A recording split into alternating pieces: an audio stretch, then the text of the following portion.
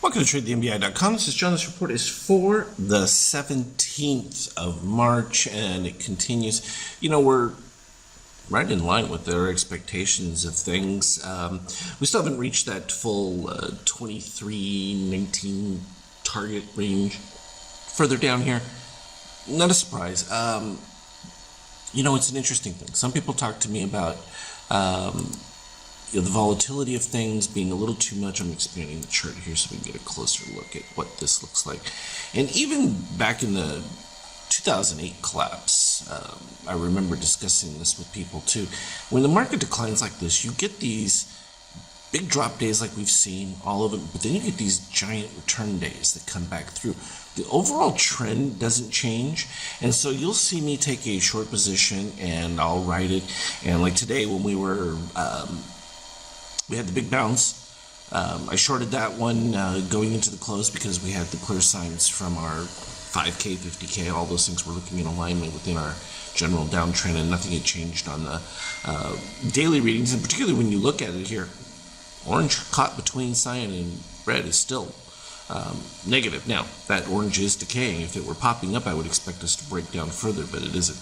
And the potential is that it could cross back below and create a new little buy pop scenario like we saw back over here. It didn't last very long, but that's because we're just getting to that point where there's just no steel reset. We haven't dipped below the red since, well, back over here, which was at the end of January. So from that standpoint, but within the downtrend, and you can go back to 2008, this happened a lot, where you ended up with these big down days, you these huge return days, but the overall trend remained the same. And that's just something to pay attention to. Likewise here, we look at the NASDAQ. We never made it past the 38%. And since, well, geez, back before the 9th of March here, we've been staying under the 38% Fibonacci line pretty consistently.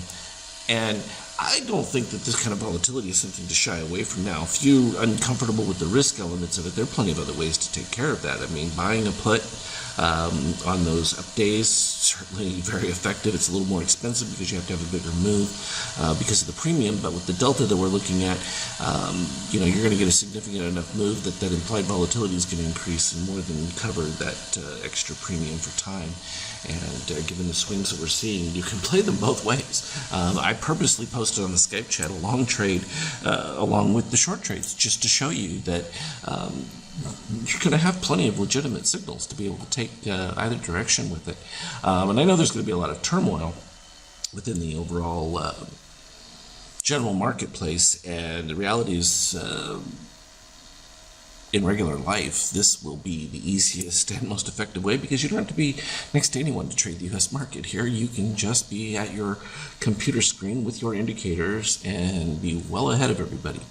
From a euro standpoint, well, they're still holding up because, well, now the U.S. has gone to zero rates. It effectively creates kind of a wash effect, but this is still a disaster for the euro. I mean, and there's still a couple more positive extremes to fill, coming all the way back to here. So we'll see if they're able to sustain it. I imagine the Fed's going to do like it did back in 2008, which was supply trillions of dollars in liquidity to the EU, not mention it to anyone until years later. You'll find out about it after the fact, which is the case you're going to get with most of the situations. You have a tough situation politically because you have to kind of try and maintain confidence while everything is basically closing down around, because this virus does not recognize borders or anything else, and it's just going to go after whoever it finds susceptible to it. So that's just the reality of it. Clearly they need to buy a whole lot more oil because this is fish. Because here's the problem. You'd have to buy up all the supply that there is, because with the grinding of the economies, travel and everything else to a halt, where's the demand for oil? There just isn't any. So it's problematic. As you can hear in the background, my phone being lit up because I have people from all over the world texting me about their situations and that. From a gold standpoint, okay, double-edged sword here again. Liquidations. The only reason you'd be going into gold at this point is safe haven, because you're worried about banking collapse or anything like that. I think it's a little too early for that situation. I mean, you saw some banks were pre-positioned fairly decent, like JPM, when they decided to create the whole repo mess at the end of last year in December, stop loaning to hedge funds and everything like that. It's going to turn out to be a good move. Doesn't change their exposure to other instruments, but that was at least one mitigation from their standpoint. So here we go from an intraday standpoint. We talked about this. We had the lovely little short situations that developed, as well as the ones that weren't quite as attractive when we had the magenta over 13.5. And I kind of indicated that one right here when we were during the day.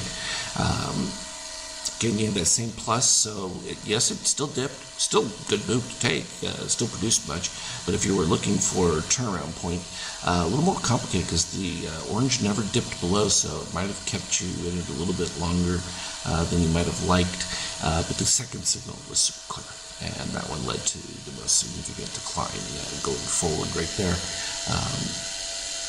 which was good.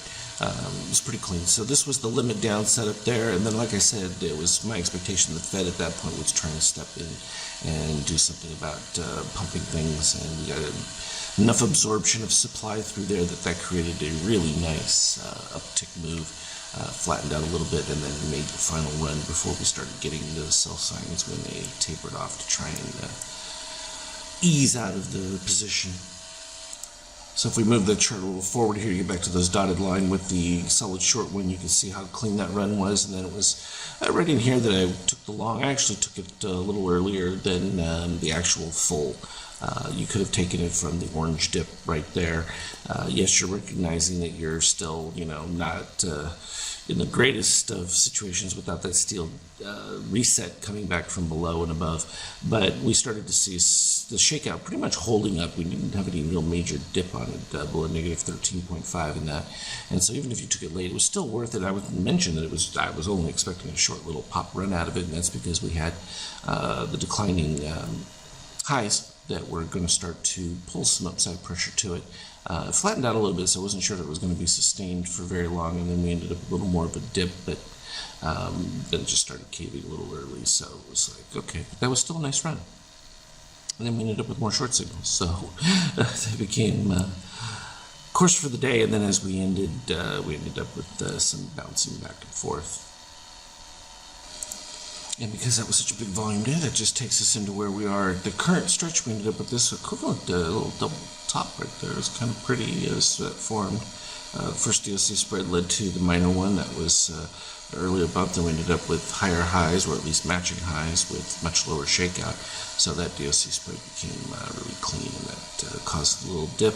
Again, this time you had the DOC steel had reset right over here, so this was good enough to be able to take, especially in the yellow candle, because that's looking for green over cyan, and that produced a little bit of a pop before nice little setup right there.